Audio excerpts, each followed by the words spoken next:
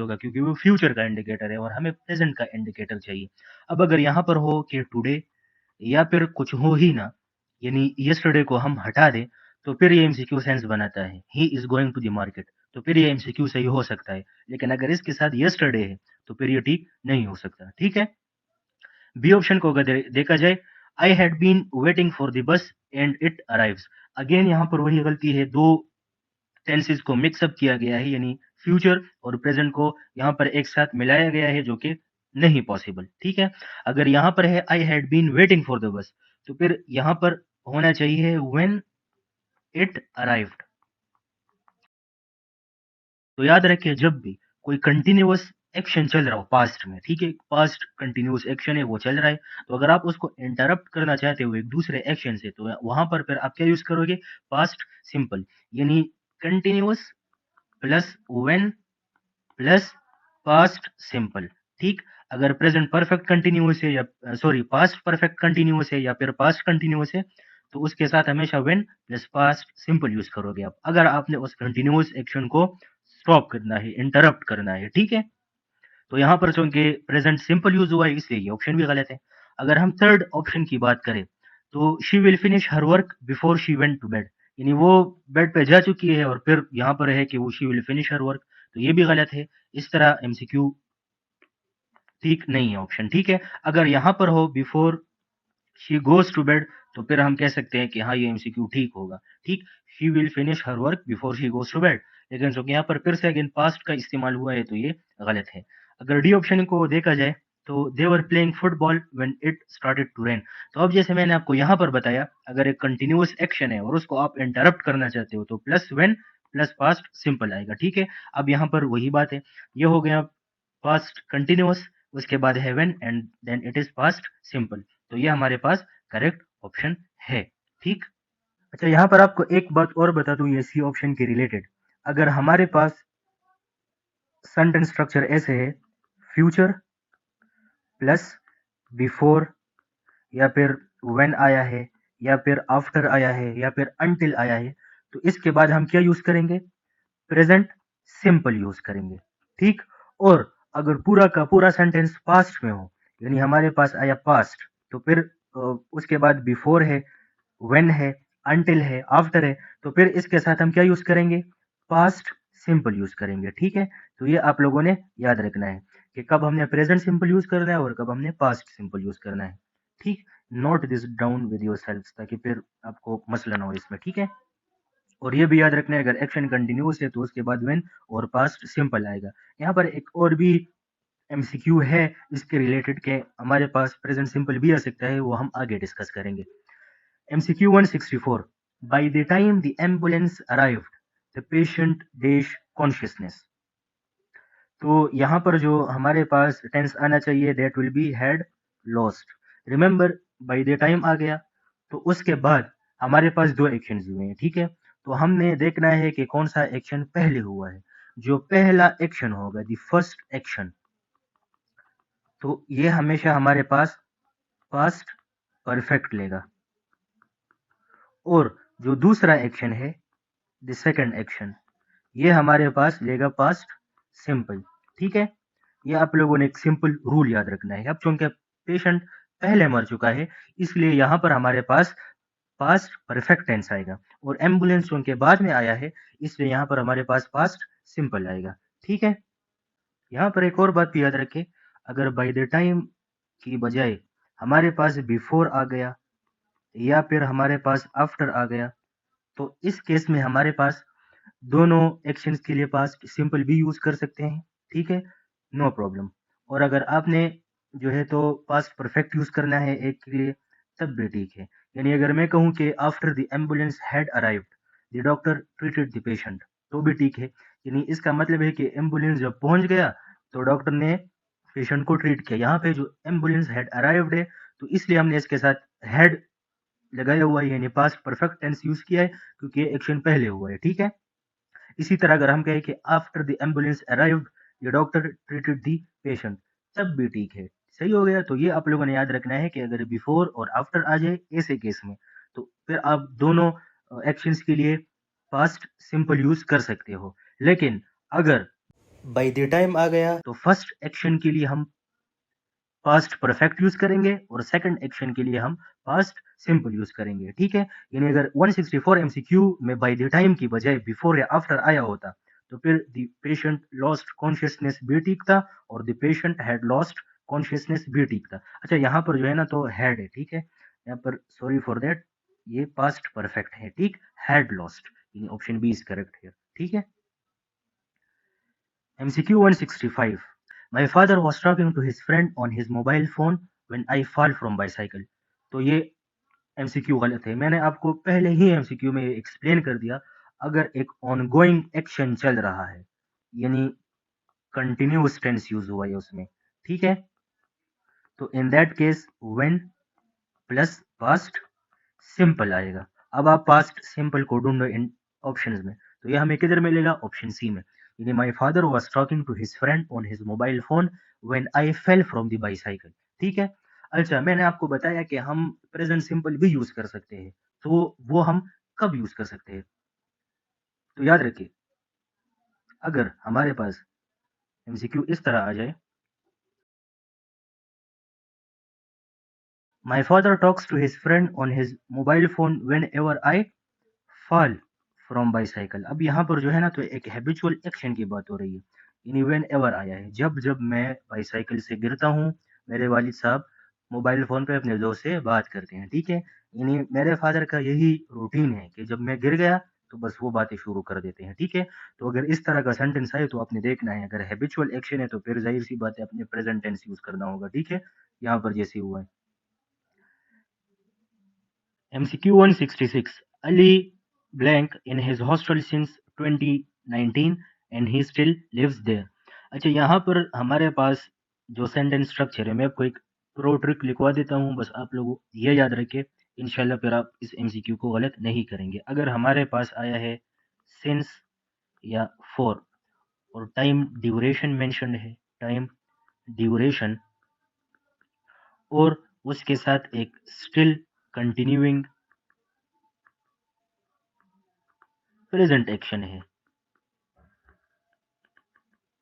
तो in that case you will use present perfect continuous tense, ठीक है। यानी ये हो गया सिंस, ये हो गया टाइम ड्यूरेशन, और ये एक्शन अब भी जारी है, स्टिल कंटिन्यूइंग प्रेजेंट एक्शन। तो इससे पहले जो हमारे पास सेंटेंस आएगा वो क्या होगा? That will be in present perfect continuous. तो यहाँ पर ऑप्शन डी करेक्ट है। Ali has been living in this hostel since 2019 and he still lives there, ठीक है। यानी पास्ट से एक एक्शन चलता आ रहा है और अब भी कंटिन्यू है, तो यहाँ पर हमारे पास present perfect continuous tense use होगा, ठीक है। लेकिन अगर एमसीक्यू हमारे पास ऐसे हो जाए, and he still lives there की बजाय हम लिख ले के but he moved to a new house last month. अच्छा, अब अगर इस तरह आ जाए तो in that case we will use past perfect continuous tense because the action ended before another past event, ठीक है।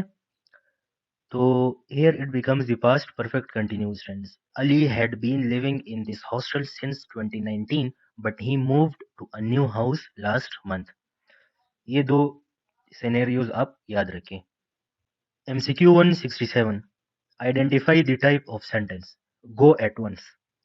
तो ये तो सिंपली हमें दिख रहा है कि इसमें एक कमांड दिया गया है कि बस एक ही बार में चले जाओ, या फिर यू कैन से इंस्ट्रक्शंस दी गई हैं, ठीक है।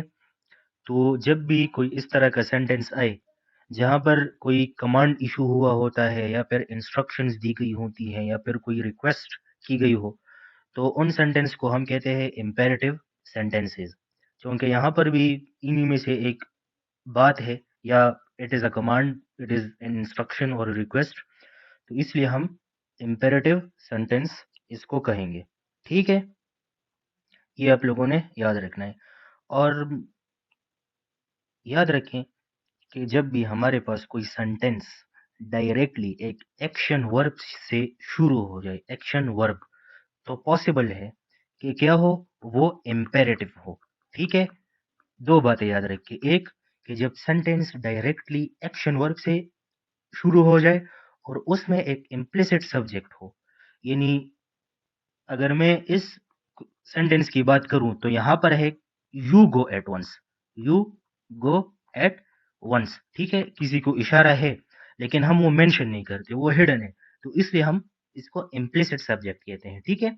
तो अगर इस तरह का सेंटेंस आप इनकाउंटर करो तो समझ जाए कि ये क्या है, इम्पेरेटिव सेंटेंसेस हैं, ठीक है। अगर एमसीक्यू इस तरह हुआ, ही वेंट एट वंस, तो अब ये एक डिक्लेरेटिव सेंटेंस है, ठीक है, जो कि आपको बता रहे हैं कि बस वो एक ही बार में चला गया, तो ये एक डिक्लेरेटिव सेंटेंस है। और इंट्रोगेटिव और एक्सक्लेमेटरी सेंटेंस का तो आपको पता ही होगा, I don't have to explain them, ठीक है। MCQ 168, classify the following sentence. Although the patient was weak, he insisted on walking and his doctor allowed it. अच्छा जी, याद रखिए हमारे पास कॉम्प्लेक्स सेंटेंस है, हमारे पास एक कंपाउंड सेंटेंस है, हमारे पास कंपाउंड कॉम्प्लेक्स सेंटेंस है और एक सिंपल सेंटेंस है। अगर मैं सिंपल सेंटेंस की बात करूं तो बस एक इंडिपेंडेंट क्लॉज इसके लिए काफी है, that is a single sentence. अगर मैं कंपाउंड सेंटेंस की बात करूं तो इसमें हमारे पास दो इंडिपेंडेंट क्लॉजेस आएंगे। अगर मैं कॉम्प्लेक्स सेंटेंस की बात करूं तो इसमें एक डिपेंडेंट क्लॉज होगा और एक इंडिपेंडेंट क्लॉज होगा। अगर मैं कंपाउंड कॉम्प्लेक्स सेंटेंस की बात करूं तो इसमें एक डिपेंडेंट क्लॉज होगा और दो इंडिपेंडेंट क्लॉज होंगे, ठीक है। तो हमारे पास चूंकि ये सेंटेंस क्या है, इसमें हमारे पास एक डिपेंडेंट क्लॉज आया है, ये डिपेंडेंट है। ही इंसिस्टेड ऑन वॉकिंग, ये इंडिपेंडेंट है। And his doctor allowed it, ये भी क्या है, इंडिपेंडेंट क्लॉज है, ठीक है। तो इसलिए हम इसको कौन सी कैटेगरी में डालेंगे, कंपाउंड कॉम्प्लेक्स की कैटेगरी में डालेंगे, ठीक है। अगर मैं इस सेंटेंस से ये क्लॉज हटा दूं, and his doctor allowed it, तो अब ये कौन सा सेंटेंस होगा, that will be a compound sentence. क्यों, क्योंकि एक डिपेंडेंट क्लॉज आया है और एक इंडिपेंडेंट क्लॉज आया है, ठीक है।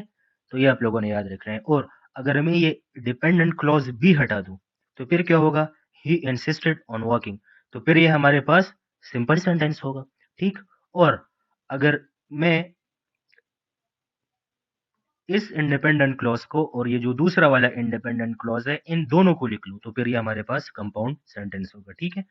तो ये आप लोगों ने सिंपली याद रखना है about the sentences. MCQ 169. Yesterday, Maria blank that she could not attend classes the following week. अच्छा, तो इसमें हमारे पास जो करेक्ट ऑप्शन आएगा that will be option C, ठीक है। क्योंकि कल की बात हो रही है, गुजरा हुआ जो कल है, तो अगर पास्ट इंडिकेटर है तो जाहिर सी बात है जो टेंस यूज होगा वो भी पास्ट वाला यूज होगा। तो यहाँ पर सी ऑप्शन करेक्ट है। याद रखें जब सैड आता है ना तो यहाँ पर फिर हम उसके साथ टू भी यूज करते हैं, ठीक है। तो यहाँ पर बी ऑप्शन में टू नहीं है तो इसलिए ये गलत है और सी ऑप्शन हमारे पास ठीक है। अगर टोल्ड है तो इट इज करेक्ट, ठीक हो गया। अगर एमसीक्यू ऑप्शंस में हमारे पास यहाँ पर टू हो, सैड टू, तो फिर बोथ आर करेक्ट, ठीक है, फिर दोनों करेक्ट आएंगे। MCQ 170, identify the type of the following sentence, what a brilliant performance the team give. तो अब यहाँ पर क्या है, हमारे पास एक एक्सक्लेमेशन मार्क आया है, तो यहाँ से ही आप समझ ले कि ये क्या है, एक एक्सक्लेमेटरी सेंटेंस है, ठीक है। अगर हमारे पास डिक्लेरेटिव और इम्पेरेटिव की तो बात हमने कर दी पहले, एक्सक्लेमेटरी की भी हो गई, इंट्रोगेटिव के आखिर में क्वेश्चन मार्क आएगा, ये सिंपली आप याद रखिए, ठीक है। MCQ 171, after she blank the stairs, her heart almost gave out from exhaustion। तो यहाँ पर क्या आएगा हमारे पास, कौन सा ऑप्शन आएगा, I think we have discussed an MCQ similar to this before. मैंने आपको बताया था कि एक फर्स्ट एक्शन है, ठीक है, and the second one is एक सेकंड एक्शन आता है, यानी दो एक्शन हुए हैं हमारे पास, एक पहला हुआ है जो दूसरा है दैट इज डन आफ्टर, ठीक है। तो अब यहाँ पर हमारे पास जो पहला एक्शन है that will always be in the past perfect, ठीक है, पास्ट परफेक्ट में होगा, और जो दूसरा एक्शन है that will be in past simple, ठीक है। लेकिन अगर बिफोर आया है या फिर आफ्टर आया है तो दोनों एक्शन पास्ट सिंपल में भी हो सकते हैं। लेकिन यहाँ पर चूंकि ऑप्शंस में पास्ट सिंपल नहीं है और सारे ही परफेक्ट टेंसेस में दिए गए हैं, ठीक है, तो फिर हम क्या करेंगे, हम देखेंगे कि अब हमने कौन सा वाला सेलेक्ट करना है इनमें। तो हमारे पास पास्ट परफेक्ट है ऑप्शन सी, ठीक है, तो लिहाजा ये हमारे पास करेक्ट है।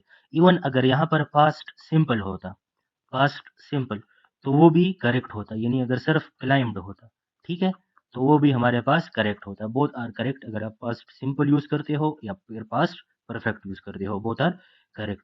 लेकिन मैंने आपको ये भी बताया था अगर बाई द टाइम आया तो फिर हमेशा फर्स्ट एक्शन पास्ट परफेक्ट ही लेगा, ठीक है। तो यहाँ पर हमारे पास इंग्लिश का पोर्शन अख्ताम पजीर होता है। आई होप आप लोगों ने इससे बहुत कुछ सीखा होगा। Stay tuned for the next videos, till then अल्लाह हाफिज।